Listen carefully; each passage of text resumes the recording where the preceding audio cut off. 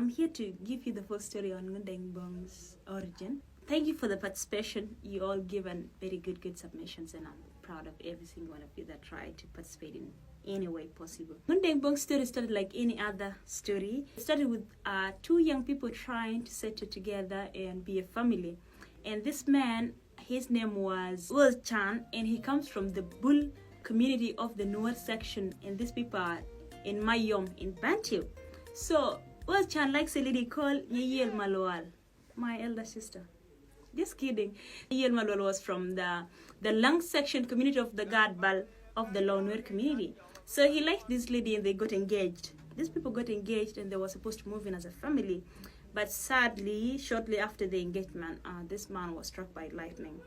And so the marriage wasn't cancelled. He had to proceed despite of him being a deceased man. And then his brother, Bong Chan, had to proceed with his late brother's wife. He took Nyeyel Malwal and they moved in together because it's our tradition. Bong Chan decided to leave Unity State to go among the Gajuk because he had a sister that had married that side. But while the other side, he had other wives that were not Nyeyel. Remember, Nyeyel was his brother's wife. And so they stayed together, but they didn't have a child. So Bong Chan decided to send Nyeyel back to her family because she was aging, she was graying, and she didn't have any children to look after her after that period of old age. So Nyeyel came back to the Lawnwer land where her family was because she needed to be taken care of given the fact that she was an old lady. So this particular night, Nyeyel was trying to have a normal sleep, and then she had to wake up to voices that were telling her to leave her family's house and go back to her husband's house. And so she did try to resist, and the voices persisted in telling her that she had to go back to her husband's house because she needed to go and conceive and give birth to baby. And so she asked these voices, "How is that so? I am past menopause." And so the voices had to assure her that she had to go back to her husband's house and she could conceive and give birth to a child that would be called ngundeng.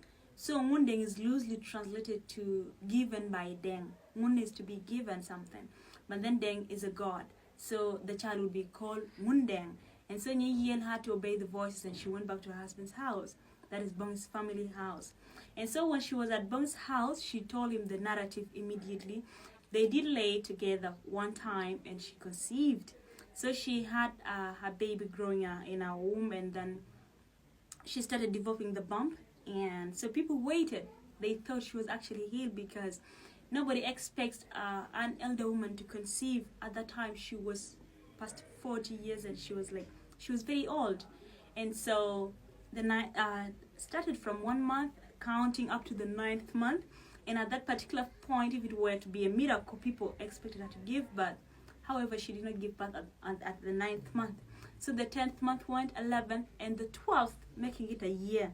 So Nyeyel gave birth to this baby boy. But in the process of trying to give birth, she did go through the labor pain, and this one, it was prolonged. It was so hard. And so she did cry out for some help, but people keep on saying that if she was dying, she should rather rest in peace and not disturb other people's peace. So finally, she gives birth to the bouncing baby, ngundeng, and then he was named immediately after his name, ngundeng, just like it was prophesied. And so at that point, he was just an infant like any other. He was left-handed. That was noticeable at his infancy stage, but that is a normal sign. It's not extraordinary. However, there are things he did, like he would drink a gourd full of milk at an infant stage. That is very unlikely of a child of his age. He could also crawl to the bush, and he would only come back at his time of references. Nobody knew why this happened. And there are claims that he also spoke to his mother at his birth.